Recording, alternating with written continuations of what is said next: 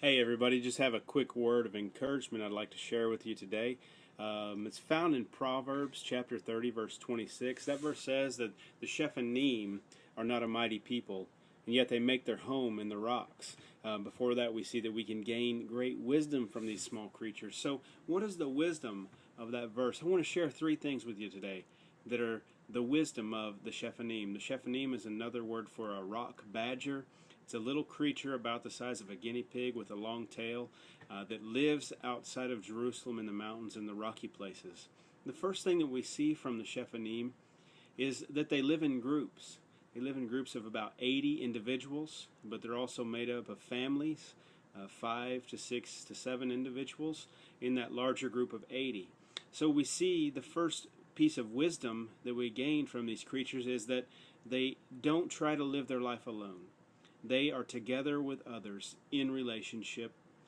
For you and I, what does that mean? First of all, that we're a part of a family. We have our own family that we're responsible for if we're the men. We are part of the family if we're children. We're part of the family if we're the mothers. And we're all together building one another up in Christ.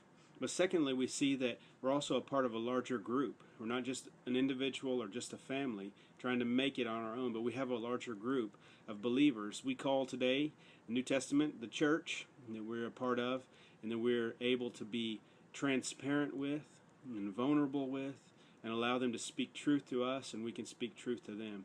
So that's how these creatures survive. That's the wisdom we see from them. We can see that we can gain wisdom and survive through being together in a larger group.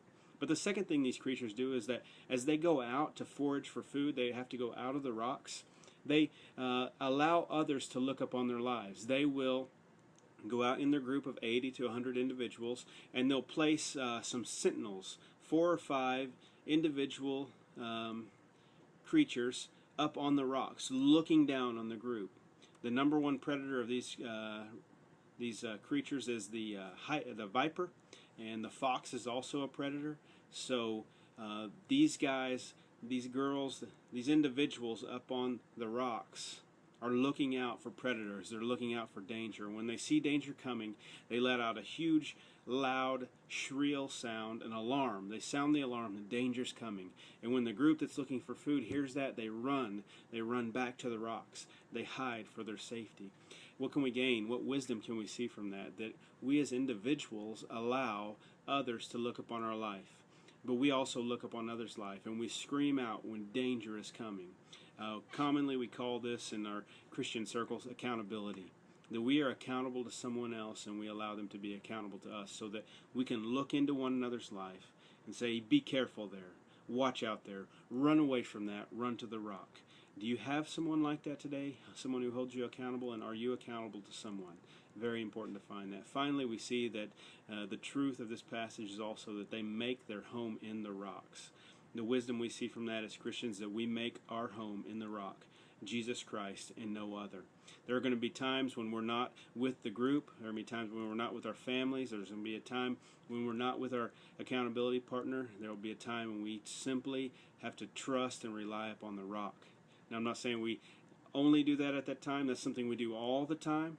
But there's going to be times of trial and struggle where we'll have no other place to go. Jesus Christ. Find Him through His Word. Find Him through prayer. Find Him through seeking Him in your life each day. So I hope that this has been beneficial to you. I hope this has spoken to you. I hope that you needed to hear this today. This is the illustration that we put together for our youth when we taught this lesson. Live in the rock today. Make your home in the rock. Have a good day. God bless you.